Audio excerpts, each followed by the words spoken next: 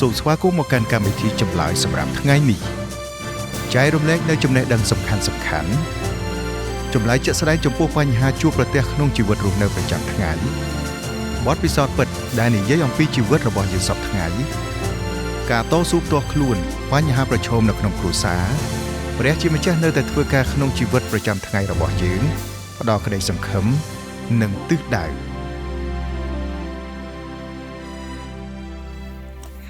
សូមគោរពនឹងជម្រាបសួរប្រិយមិត្តទាំងអស់របស់វិទ្យុគ្រួសារ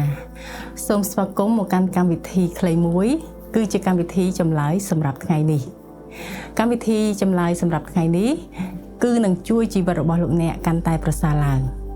កម្មវិធីរបស់យើងថ្ងៃនេះផ្ដោតទៅលើព្រះពរនៃការលើកទឹកចិត្តដោយផ្អែកទៅលើព្រះបន្ទូលរបស់ព្រះប្រិយមិត្តអ្នកស្ដាប់ជាទីមេត្រីជីវិតរបស់យើងត្រូវជួបបញ្ហាជាច្រើនដោយជាអត់ផុតទេថ្ងៃមួយក្បូននៃជីវិតរបស់យើងទៅមុខយ៉ាងរលូនតែថ្ងៃបន្ទាប់ទៀតបែរជាជាប់នៅក្នុងព្យុះភ្លៀងដែលយើងដោះស្រាយមិនបានហើយយើងងឿឆ្ងល់ថាតើជីវិតយើងនេះព្យុះភ្លៀងបែបហ្នឹង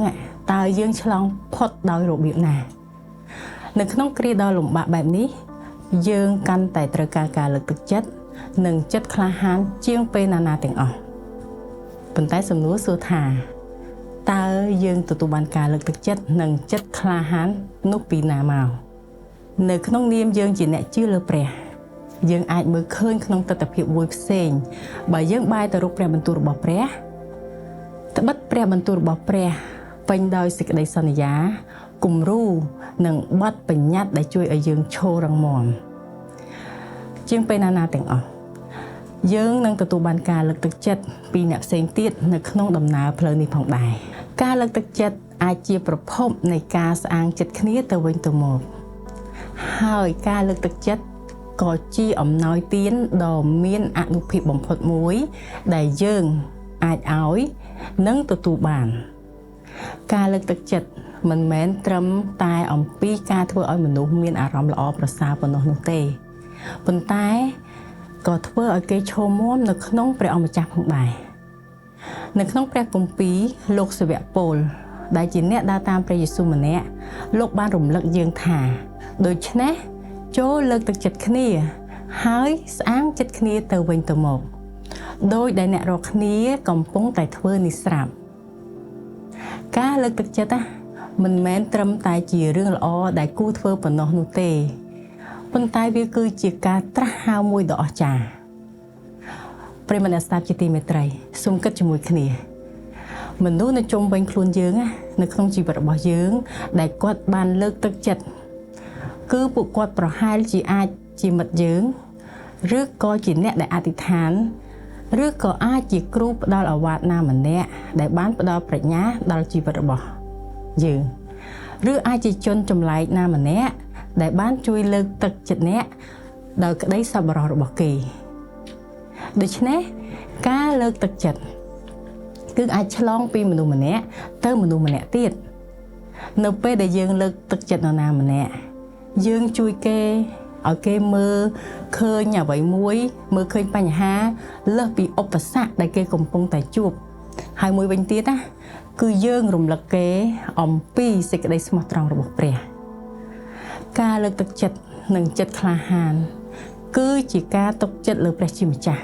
ទោះបីជាយើងមានភាពភ័យខ្លាចក៏ដោយការលើកទឹកចិត្តនិងចិត្តក្លាហានគឺចាំបាច់ត្រូវតែដើរទន្ទឹមគ្នានៅពេលដែលយើងលើកទឹកចិត្តគេហើយជួយគេឲ្យគេទទួលបាននូវចិត្តក្លាហាននោះគេនឹងអាចប្រឈមនឹងជីវិតនៅខាងមុខទោះបីជាមានរឿងអ្វីកើតឡើងក៏ដោយប៉ុន្តែសូមចាំថាចិត្តក្លាហានមិនមែនជាការដែលគ្មានភាពភ័យខ្លាចនោះទេពោលគឺជាការទុកចិត្តលើព្រះជាម្ចាស់ទោះបីជាមានភាពភ័យខ្លាចនិងភាពមិនប្រកបប្រជាក៏ដោយ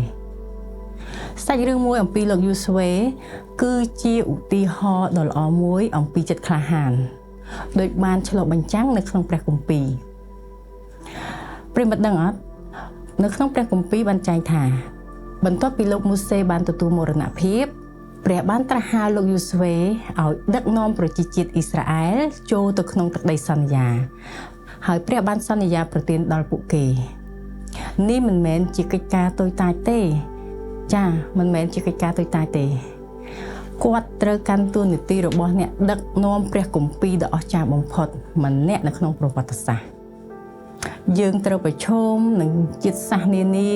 ដែលខ្លាំងជាងខ្លួនយើងប៉ុន្តែព្រះបានប្រាប់គាត់ថា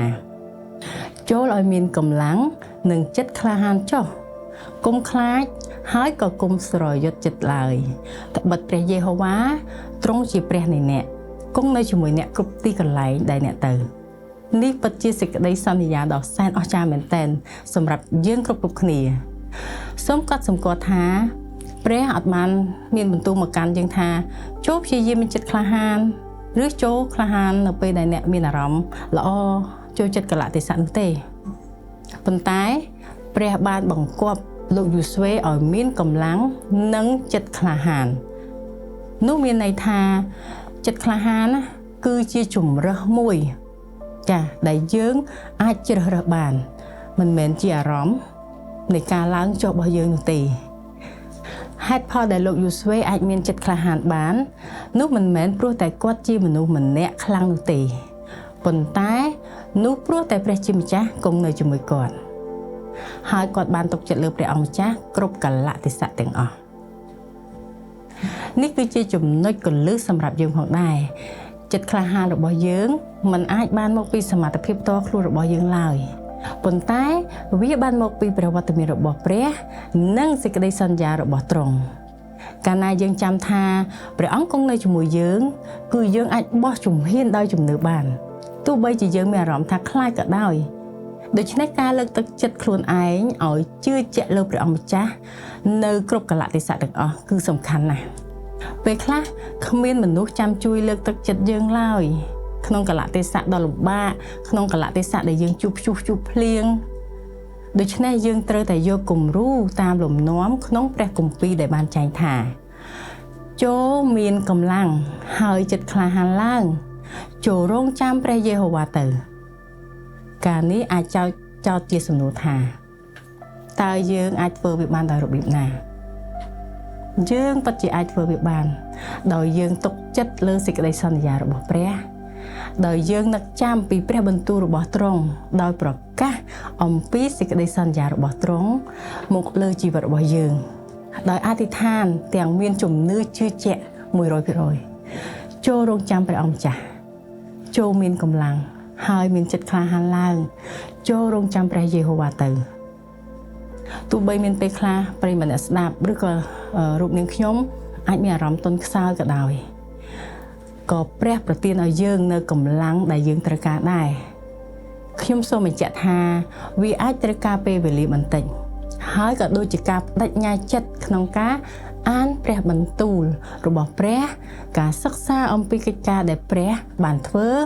ហើយវាក៏ត្រូវការសេចក្តីអធិដ្ឋានឥតឈប់ឈរផងដែរដូច្នេះចូលមានចិត្តក្លាហានលើកទឹកចិត្តនឹងដើរទៅមុខដោយចិត្តក្លាហានសំណួរសួរថាតើយើងអាចអនុវត្តគោលការណ៍នេះបានដោយរបៀបណាអញ្ចឹងយើងមកស្ដាប់ជាមួយគ្នាប្រិយមិត្តអ្នកស្ដាប់ក៏ដូចជានាងខ្ញុំយើងអាចអនុវត្តគោលការណ៍នេះបានដោយទី1គឺចូលប្រកាសអំពីជីវិតចូលប្រកាសពីជីវិតហើយចូលប្រើពាក្យសម្ដីរបស់យើងរបស់មនុស្សនៅជុំវិញខ្លួនយើងចូលប្រើពាក្យសម្ដីរបស់យើងដើម្បីស្អាងចិត្តអ្នកដទៃមិនថាជាការផ្ញើសារ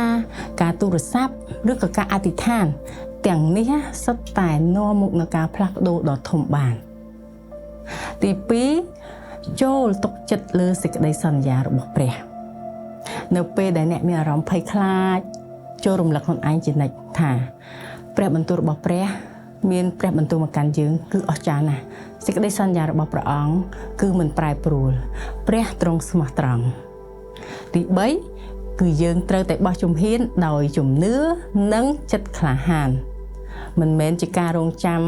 ដល់ពេលណាដែលយើងមានអារម្មណ៍ត្រៀមខ្លួនរួចជាស្រេចនោះទេប៉ុន្តែចិត្តក្លាហានគឺជាការបោះជំហានទៅមុខដោយដឹងថាព្រះគង់ជាមួយយើងគ្រប់ពេលវេលាទី4ចូលសែបគប់ជាមួយនឹងអ្នកលើកទឹកចិត្តហើយជិះឲ្យឆ្ងាយពីមនុស្សដែលនិយាយពីភាពអវិជ្ជមានហើយចូលដើរជាមួយនឹងមនុស្សដែលគេរំលឹកយើងអំពីសេចក្តីពិតរបស់ព្រះដ៏ត្រឹមត្រូវ ការលើកទឹកចិត្តនិងចិត្តក្លាហានគឺជាអំណោយទានមកពីព្រះហើយព្រះបានត្រាស់ហៅយើងឲ្យចែករំលែកអំណោយទាននេះជាមួយមនុស្សនៅជុំវិញខ្លួនយើងជាមួយមនុស្សដែលយើងស្គាល់ជាពិសេសទៅកាន់ពិភពលោកទាំងមូលផងដែរកាលណាយើងទុកចិត្តព្រះយើងស្អាងចិត្តគ្នាទៅវិញទៅមកយើងคล้ายជាពន្លឺដែលទ្រង់ត្រាស់ហៅយើងហើយយើងនឹងផ្លាស់ប្ដូរពីមួយថ្ងៃទៅមួយថ្ងៃដូច្នេះថ្ងៃនេះចូលមានចិត្តក្លាហានឡើងចូលคล้ายជាអ្នកលើកទឹកចិត្តហើយដើរនៅក្នុងភាពក្លាហានដោយដឹងថាយើងមិនដើរតែម្នាក់ឯងឡើយប្រិយមិត្តអ្នកស្ដាប់ជាទីមេត្រីការនេះនឹងនាំយើងទាំងអស់គ្នាទៅរកព្រះពរដ៏ធំមួយដែលយើងនឹកស្មានមិនដល់តាមរយៈការអធិដ្ឋានការពឹងអាងលើព្រះបន្ទូលរបស់ទ្រង់យើងនឹងទទួលបានចិត្តក្លាហានដ៏ពិតប្រាកដដែលមានតែព្រះជាម្ចាស់ប៉ុណ្ណោះដែលទ្រង់អាចប្រទានមកកាន់យើងគ្រប់គ្នាបានខ្ញុំសង្ឃឹមជឿជាក់ថាប្រិយមិត្តទាំងអស់នឹងស្ដាប់កម្មវិធីចម្លើយសម្រាប់ថ្ងៃនេះជារៀងរាល់ថ្ងៃនៅក្នុងជីវិតអ្នកហើយផ្លាស់ប្ដូរជាមួយគ្នា